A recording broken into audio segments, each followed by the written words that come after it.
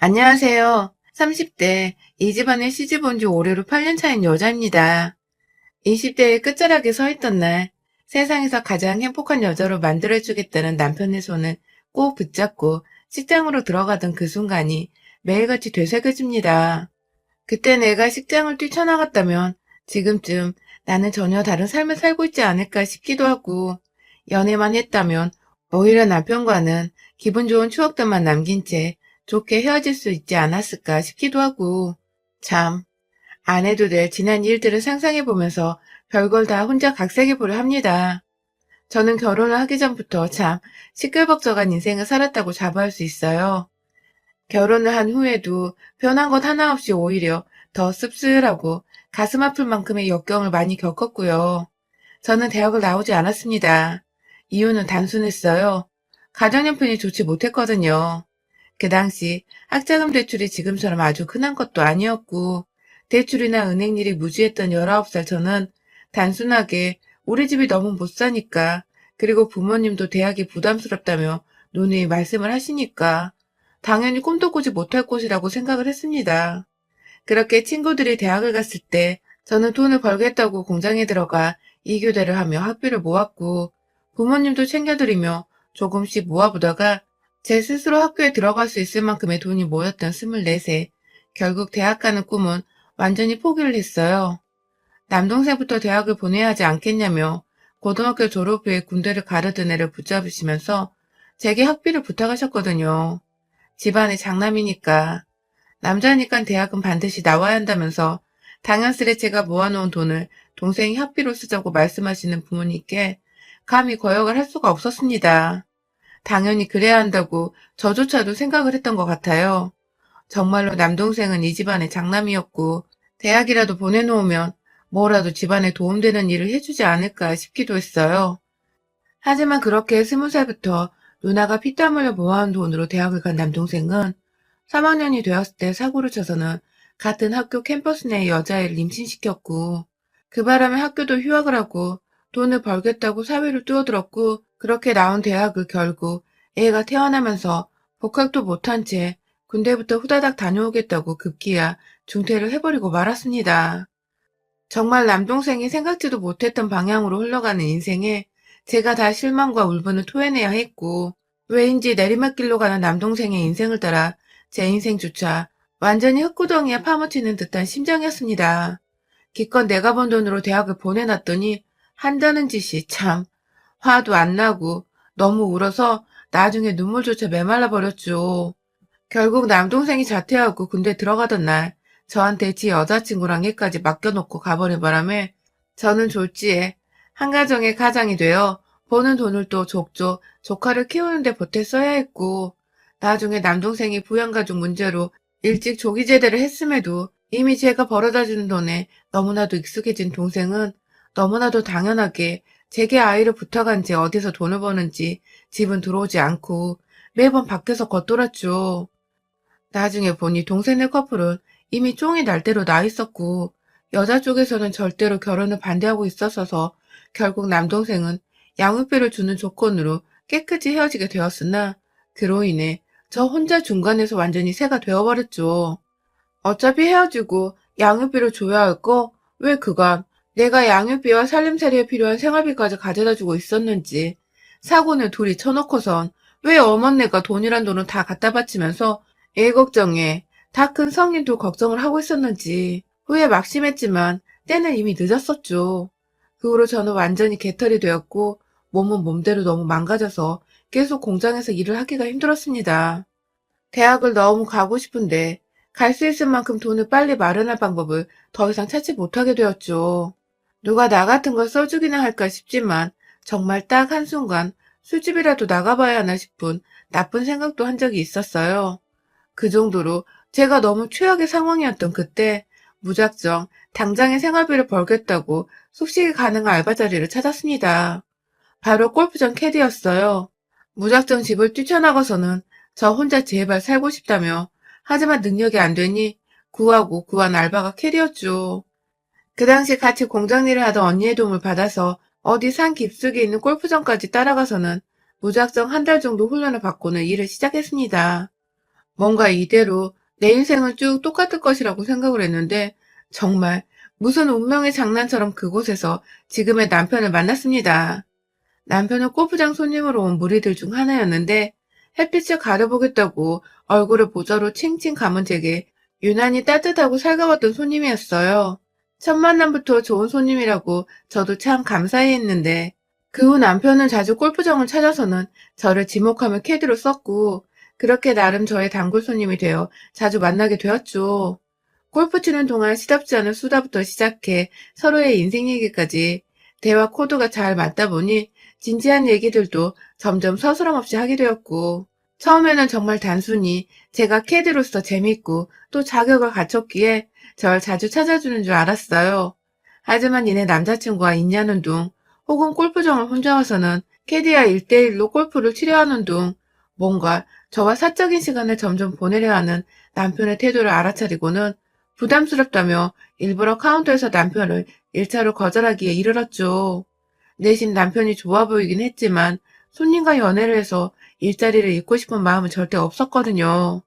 하지만 남편은 그걸 알아차렸는지 따로 저를 찾아와 진지하게 만나보고 싶다는 대시를 꾸준하게 했고 급기야 자주 얼굴 보기가 힘들다며 저에게 일자리를 제안하며 골프장 밖으로 데려 나오려 했죠.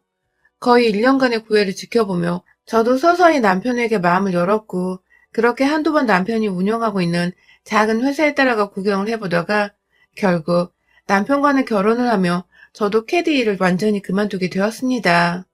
일은 남편 회사 공장에서 다시 시작했고요. 때문인지 당시 결혼할 때 시부모님의 반대가 정말 심했어요.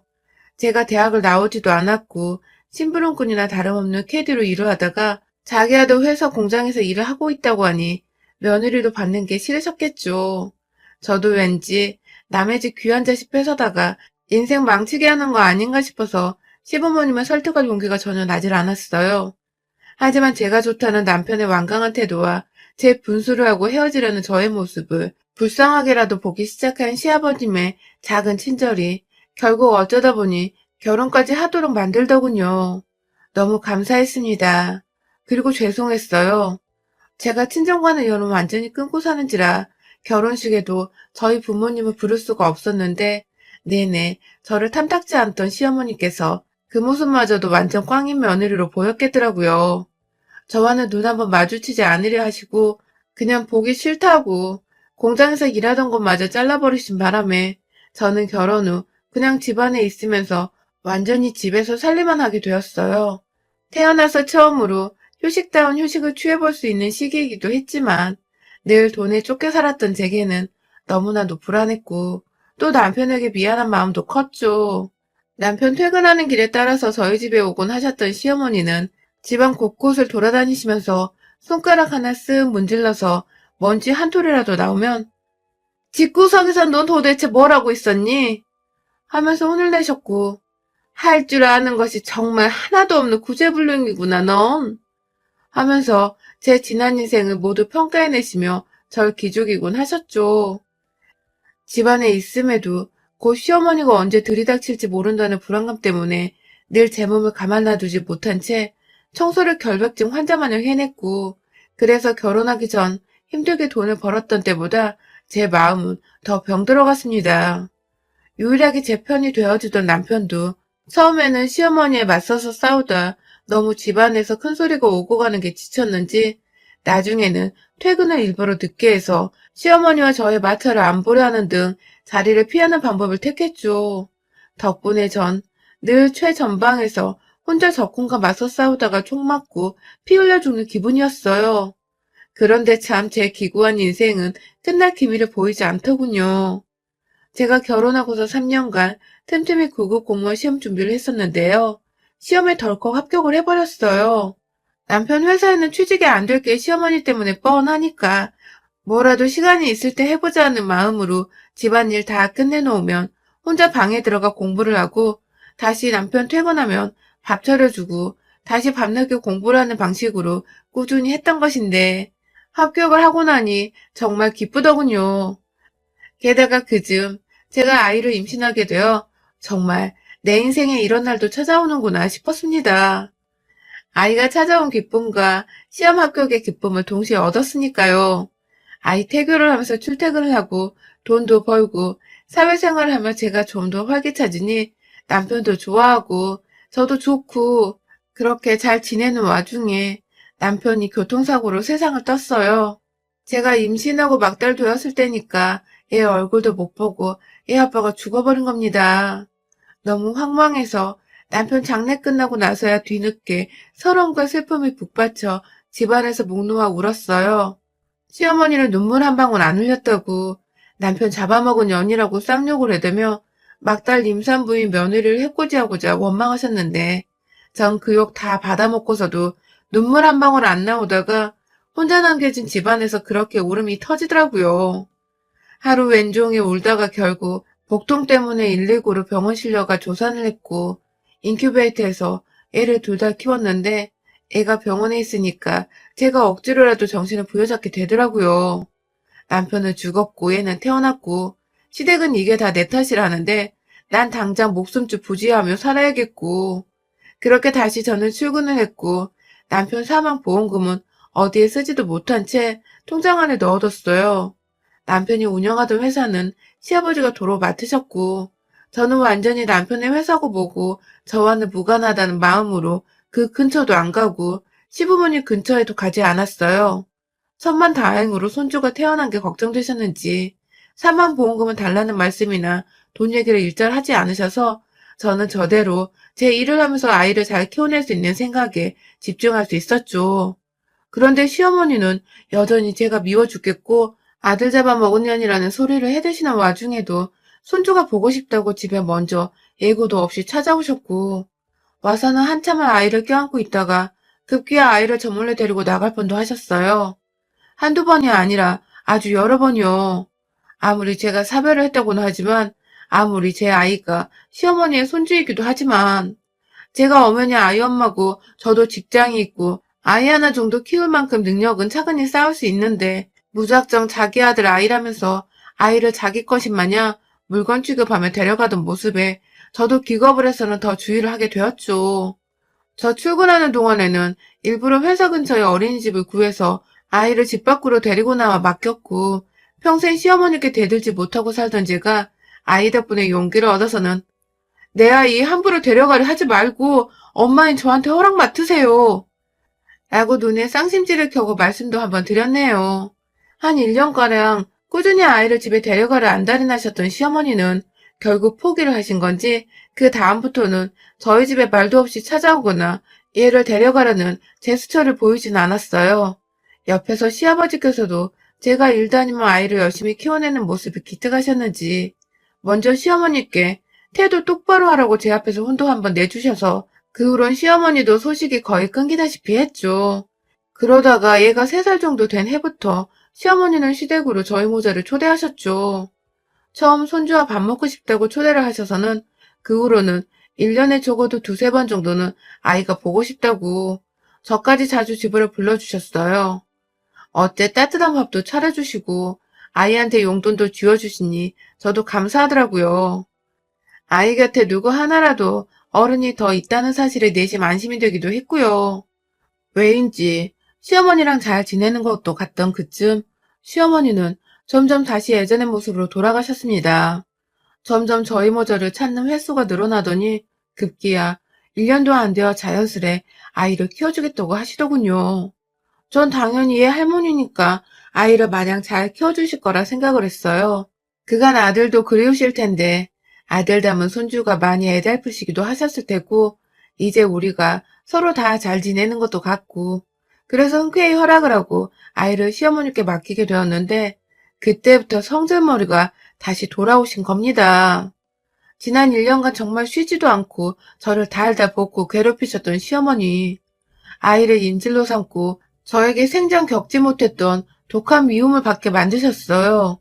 아이를 데리고 자고 싶으니 오늘은 그냥 집으로 곧장 퇴근하라고 말하시는 건 거의 일상이었고 얘가 말을 제대로 못하는 것 같다면서 화를 내시며 중간중간 회사에 있는 제가 전화를 못 받으니 문자로 거의 테러하다시피 다다다다 보내신 적도 있었고요. 다 같이 밥 먹자고 부르셔서 퇴근하고 시댁 가면 밥을 하나도 차려놓질 않으셔서 제가 도로 나가서 장을 보고는 다시 집에 들어가 요리를 해서 내와야 했습니다. 양육비 명목으로 저한테서 달마다 돈을 받고 계셨는데도 불구하고 이런 식으로 계속 돈이 추가로 들어간 바람에 아이를 어린이집에 보낼 때보다 제가 달마다 50만 원 정도 지출을 더 해야 했고 공무원의 쥐꼬리만한 월급에서 거의 3분의 2가 시댁으로 들어갔어요.